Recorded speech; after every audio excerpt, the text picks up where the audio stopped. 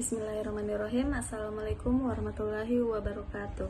Perkenalkan, nama saya Norafia dengan NIM 20220201010128. Pada kesempatan hari ini saya akan mempresentasikan materi yaitu yang berjudul Relasi Dalil dan Hukum dalam Perspektif Aliran Filsafat Hukum Islam.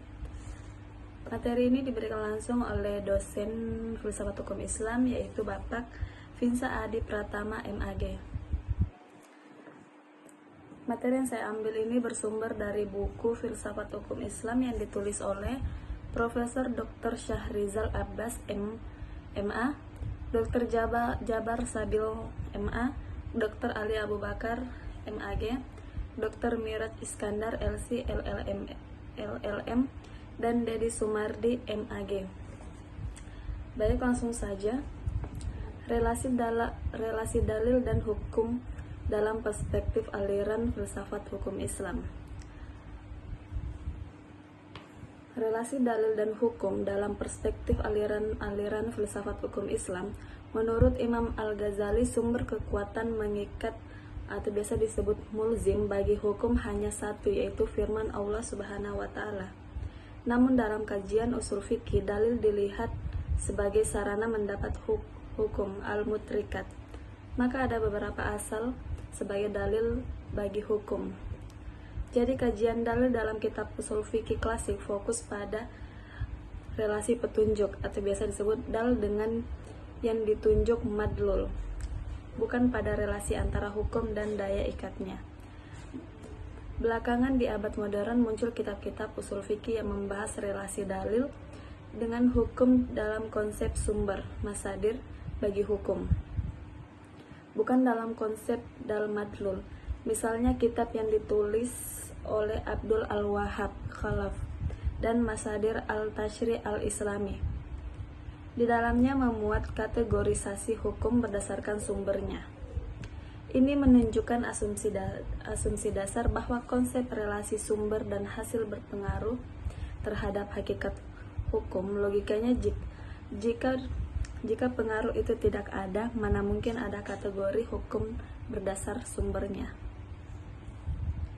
Sebaliknya, konsep dal-madlul tidak memberi pengaruh pada hakikat hukum.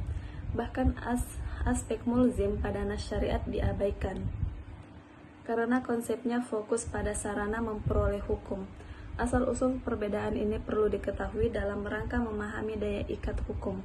Maka harus dikaji perspektif aliran-aliran filsafat hukum Islam dalam melihat relasi dalil syariat dan hukum. Pandangan Mu'tazilah ini dibangun berdasarkan paradigma yang melihat ontologi hukum secara antroposentrisme. Sebaliknya, sebagian ahli kalam lain melihat ontologi hukum secara teosentrisme, bahwa hukum adalah semata-mata kitab Allah sehingga tidak ada hukum sebelum datangnya risalah atau kitab. Di antara dua aliran ekstrim,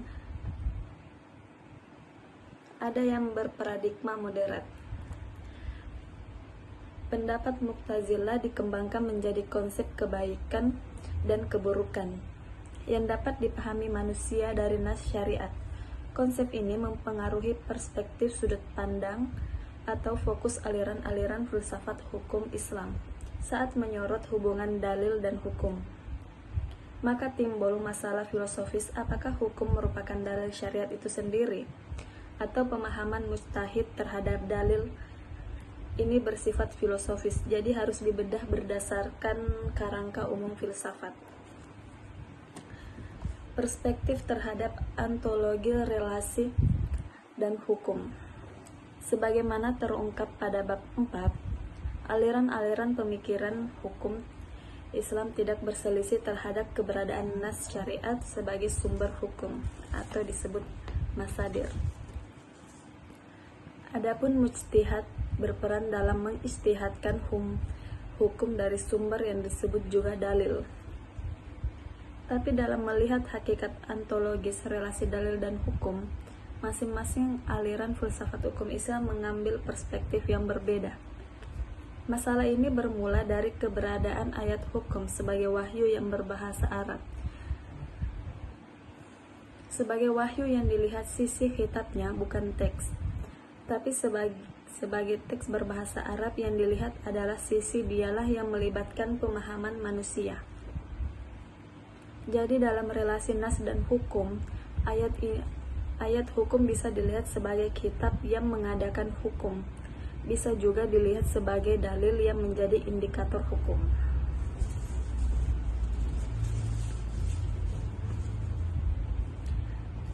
Yang kedua, perspektif terhadap epistemologi relasi dalil dan hukum. Jika beda perspektif terhadap ontologi relasi dalil dan hukum, menimbulkan perbedaan pendapat tentang kategori hukum. Perbedaan perspektif terhadap epistemologinya menimbulkan perbedaan pendapat tentang kategori dalil. Hal ini bisa dilihat pada kategorisasi antara dalil sam'i nakli dan dalil akli istidlal. Apa saja masuk ke dalam kategori al-dalil al-syam'i dan apa saja yang tergolong al-dalil al-akli.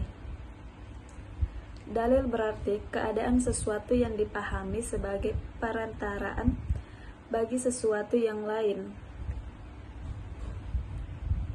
Dalam pengertian ini, dalil tidak memiliki hakikat pada dirinya secara tersendiri. Bahkan hakikatnya terpulang pada apa yang sedang ditelaah sebagai dalil. Jika yang sedang ditelaah itu nas syariat, maka yang menjadi dalil adalah nas itu sendiri. Baik, yang ketiga, perspektif terhadap aksiologi hubungan dalil dan hukum.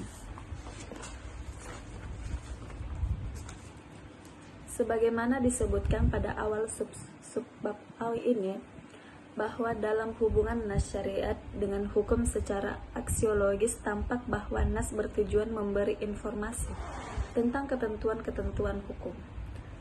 Adanya ketentuan hukum pada suatu ayat dilihat dari perintah atau larangan secara lughawi.